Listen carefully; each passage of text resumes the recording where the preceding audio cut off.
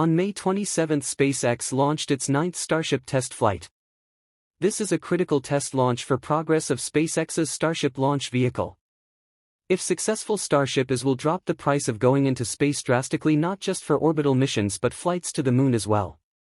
It is also intended to make flights to Mars possible for the purpose of colonization. Flights 7 and 8 failed to make it to orbital velocity and had to be destroyed. What will happen to Starship Flight 9? Will it reach orbital velocity or will it too fail in its flight? How will the first reuse of the Super Heavy first stage go? Will it perform as planned? Keep watching this video to find out. Clearing all of those fluid feed lines back to the propellant farm, getting ready for launch. We did just see they did a flap wiggle check, so the final flap check on the ship. We're doing final alignments of the guidance, navigation, and control system, our thrust vector control, essentially our steering, checkouts of the flight safety system. So everything progressing right now. If we do need to hold, that can come at T-minus 40 seconds. That's a point built into the countdown where we can pause to wait for any final checkouts, pressurizations, anything that we need to complete. We can hold there. We will only hold there if we're tracking an issue. We're not currently tracking anything that will hold us at T-minus 40 seconds. But if you've seen a Starship launch before, they can happen. We can push through them and then launch that day still. Exactly. But when we do pass through T-minus 40 seconds, a number of events will occur in rapid succession. The ground spin and ignition systems come up to flight pressure, ship goes to internal power, and then after that, the quick disconnect or QD, arm lockout is removed in preparation for retraction just shortly after T-minus 0. And once we pass T-minus 40 seconds, we do still have the ability to recycle the count under certain conditions back to T-minus 40 seconds, and then hold there to assess what happened and see if we can proceed again back down to T0. Yeah. There are a couple of things, kind of gates in that timeline that if we pass through that and we hit a hold, we'd have to scrub for the day. One pretty visual one will be if the water starts flowing for that deflector system that's underneath the launch mount. That happens right at around T-minus 10 seconds. For flowing water, we can't turn it off after it starts, and if we hit a hold, we're scrubbed for the day. We would need to refill those water tanks. We would also, at that point, need to refill all of the propellant tanks, as 11 million pounds of propellant is a whole lot. We can typically do that in about 24 hours, so we can always turn around to try again tomorrow. But we are coming up on 3 minutes away from liftoff. We should be hearing that we're closed out of prop load on the ship at this point. Booster coming up shortly. And wow, the weather just looks amazing there with Starship on the launch pad. Just about 2 minutes and 45 seconds from T0 with a lot of objectives for today. The booster, the Super Heavy booster flying today, will be flying for its second time. Last flight was on Flight 7 and just turned around in 2 flights, which is pretty incredible. I'm super excited to see that booster fly again. All right, we did just hear we are going to hold at T-minus 40 seconds.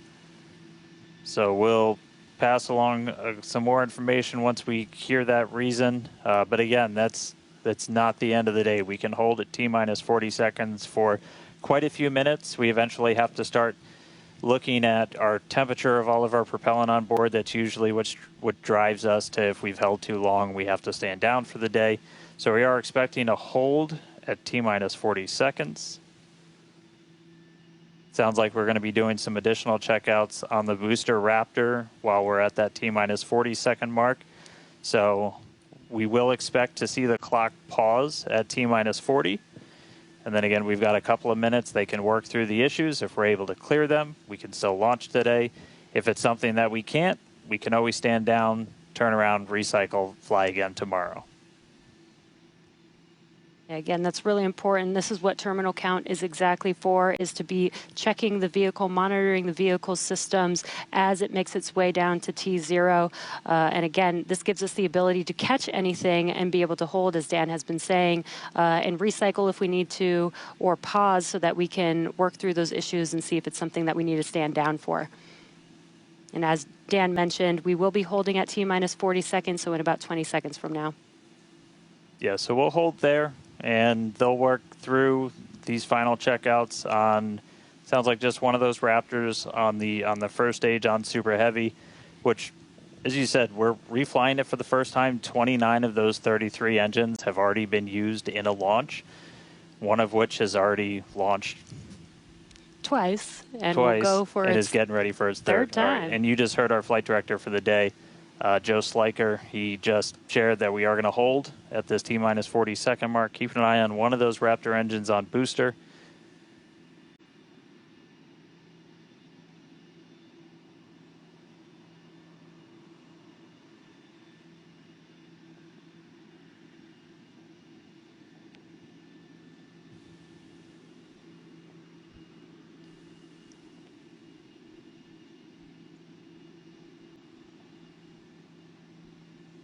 And if you're just now jumping in, we are holding still at T-minus 40 seconds. Watching one engine, waiting for temperatures to kind of get to a zone that we want them to on one of the engines on the booster, on the Super Heavy booster, getting ready for its second ever flight.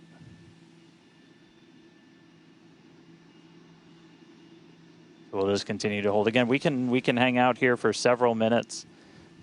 We held for a while on the first attempt last time and then cleared it, and then we triggered a different issue on the ground side. But again, this is exactly what it's for. This gives us the best chances at success. And the clock is rolling. There we go. All right. T-minus 30. Let's listen in. Watch that first flight proven Super Heavy. Get ready to take off from Starbase.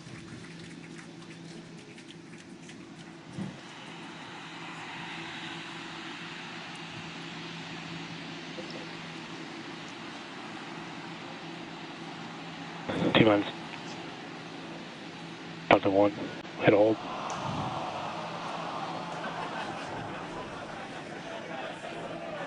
We did have a hold, and looks like the clock jumped back to T-minus 40 seconds.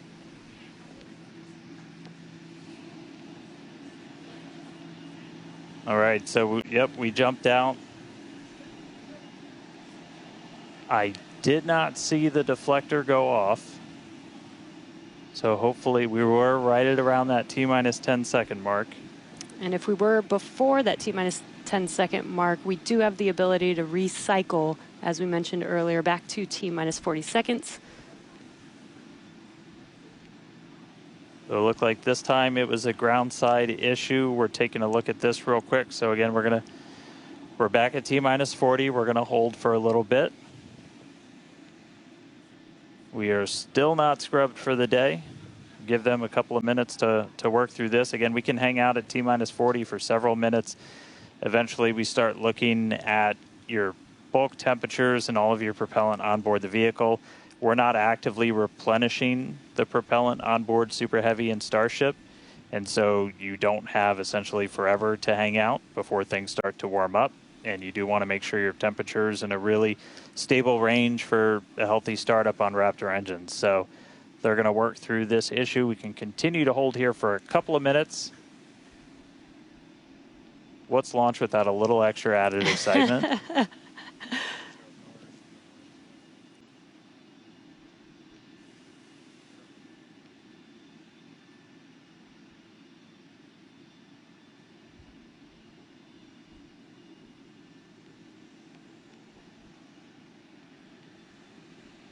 All right, so cumulatively, we've held for a little over 3 minutes between the two holds. Again, this is a ground side issue on our tower. The techs are looking through the data right now to see if it's something that we can either work through or if it would cause us to have to stand down. So we're continuing to hang out with them, holding at T-minus 40.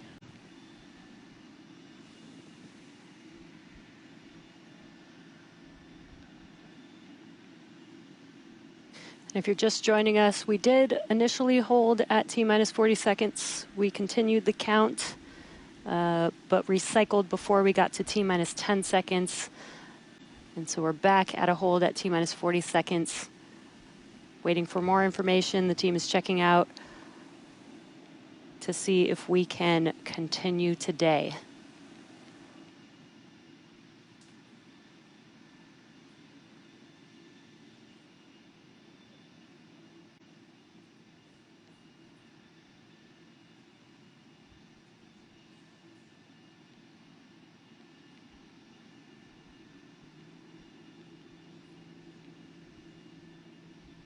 And we're continuing to hold here at T-minus 40 seconds.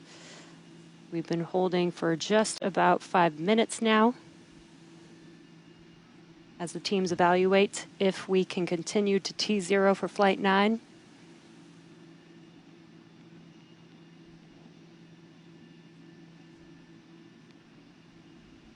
All right, so it sounds like we're coming to a resolution.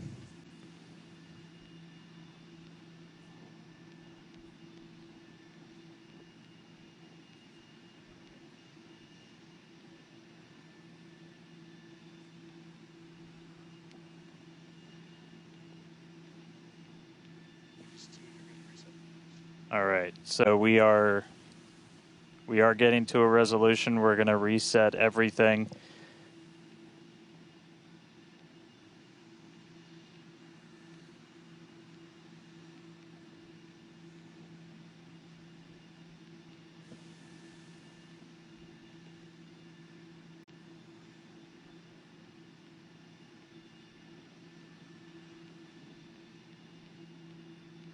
All right, so we're going to see the clock. It is now rolling. Here we go.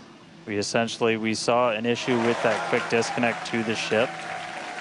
There is a chance that automation will kick us out again if we encounter the same issue. But for now, the clock is rolling.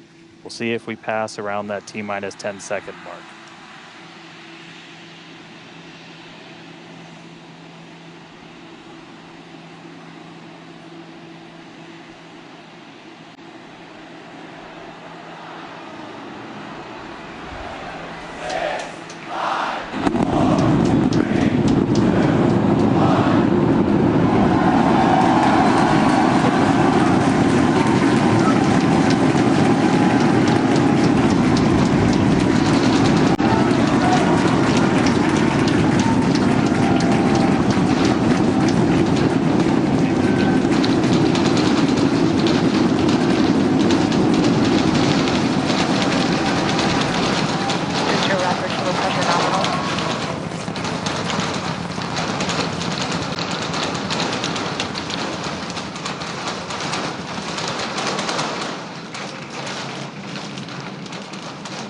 T plus 40 seconds, it's one hell of a sight from here. We see it arcing right over top of us. We see 33 out of 33 Raptor engines lit on Super Heavy as it starts to ascend skyward.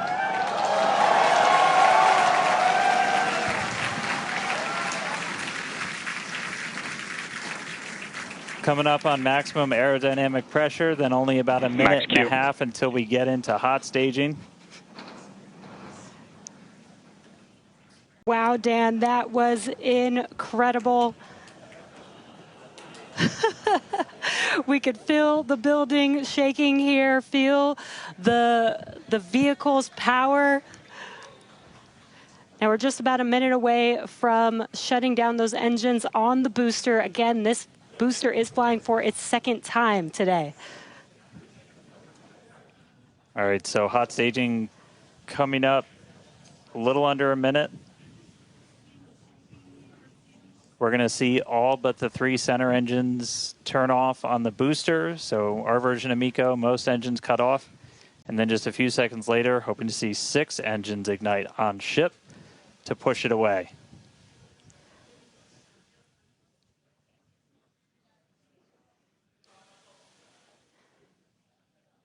All right, hot staging, about 30 seconds.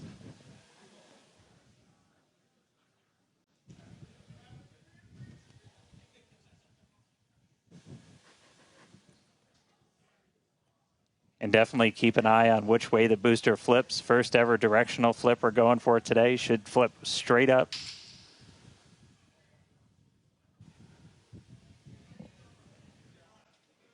See those engines powering down? Booster engine cutoff. Ship ignition. Stage separation. Incredible flip by Super Heavy booster, and you can see those 6 engines, those 3 engines on the ship ignited. 6 healthy Raptors running on ship on its way to space. peek, that engine view. Booster doing the boost back. Chris, how's it looking over there in Hawthorne, man? It is looking chamber pressure is nominal. It is looking absolutely incredible here in Hawthorne. As we said, 6 healthy engines on ship. We've got 13 out of 13 engines on the booster, now down to those 3, which is what we expect in the final moments of the boost back burn.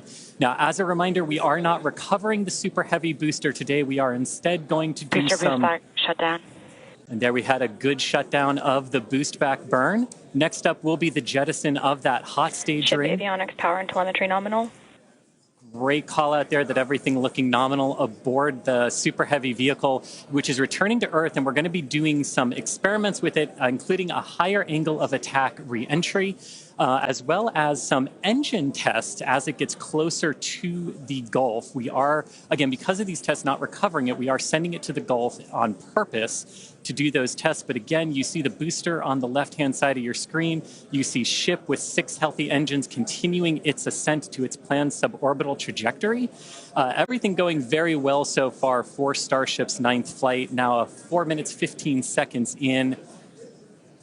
Great views from inside of the aft engine area of ship there, looking at those 3 sea level and 3 Raptor engines on the right-hand side of your screen.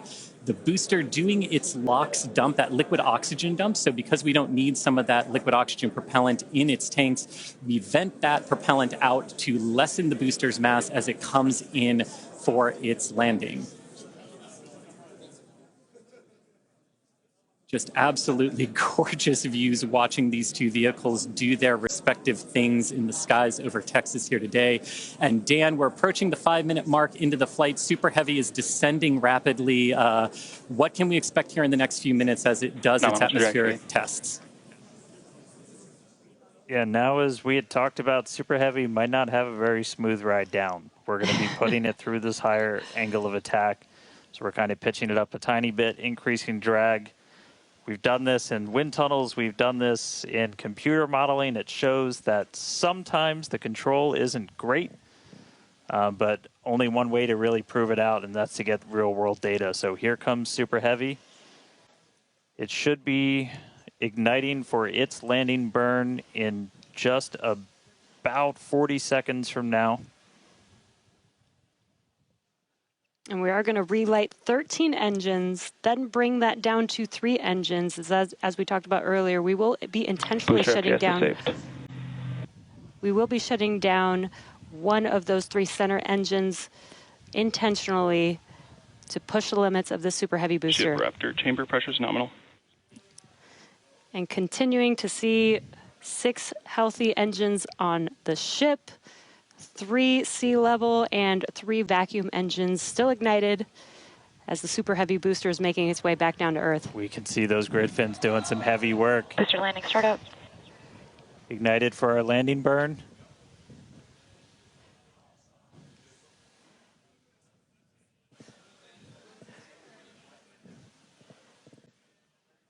It may have ended with that landing burn. Does look like we lost telemetry from the booster once we started into that landing burn. Did you hear confirmation that the booster did demise? So the booster's flight ending before it was able to get through landing burn, but again, we are not bringing that back. We were expecting it to make a hard splashdown in the Gulf. We were getting live data back the entire time through that high angle of attack flight, so that was something that was really vital for us to get during this reuse. First free flight of booster in the books. All right, ship has about 2 minutes left. In about 2 minutes, we expect all 6 Raptor engines to shut down. That will be SECO, basically second engine or second stage engine shut off. And these are some incredible views, Dan, from the aft end of the ship, watching as the engines stay ignited with the Earth in the background. As always, the Starship avionics team, the techs. I think we just heard the booster. But all right, we got about a minute left into this burn. All eyes definitely on ship. as we get through the final stages into its ascent. We're expecting it to start to cut those engines off in about 45 seconds.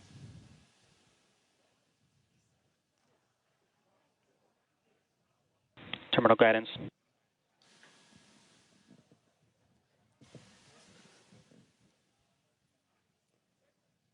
All right, just about 30 seconds to go. We're in terminal guidance in the final stages of this ascent burn.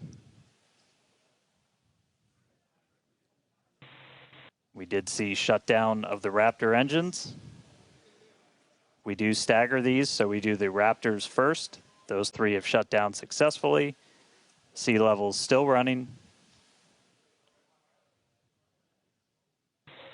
Ship engine cut off.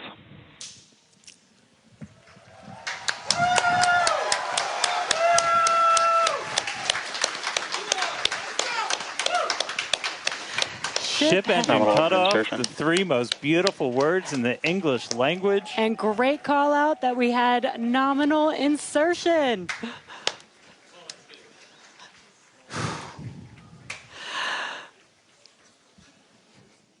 An incredible flight test so far today. We reflew a super heavy booster for the very first time in 9 test flights. Ship is in its orbital trajectory. Again, it's going to remain suborbital for its mission today. But it ignited It ignited all 6 of its engines and made it all the way through SECO just now.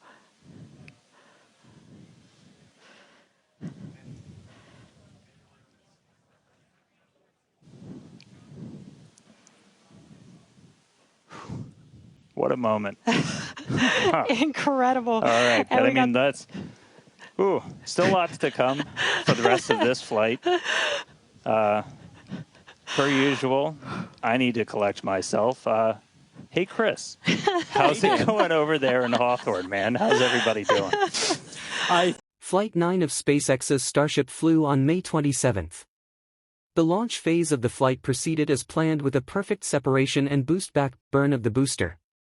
The upper stage, generally called ship, successfully flew on to SECO, or ship engine cut off.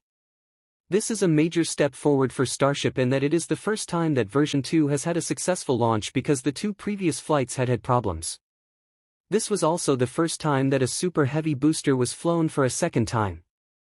However, reports are that it broke up during the re-entry burn, but they were not trying to recover it, so it is of little concern. The problem may have resulted from flying a steeper than normal trajectory. Once in space, unfortunately, there were other problems preventing other aspects of the mission from being fulfilled. The first was that the cargo door did not open properly, forcing an abort of the deployment demo. The second problem was that the vehicle went into a spin, preventing a controlled re-entry. Sad as this part is, this flight is still a step forward for the Starship program, because not only did they reuse a super heavy booster, but they also got to SECO. In conclusion, while Starship Flight 9 was not a complete success, it was still an important step forward.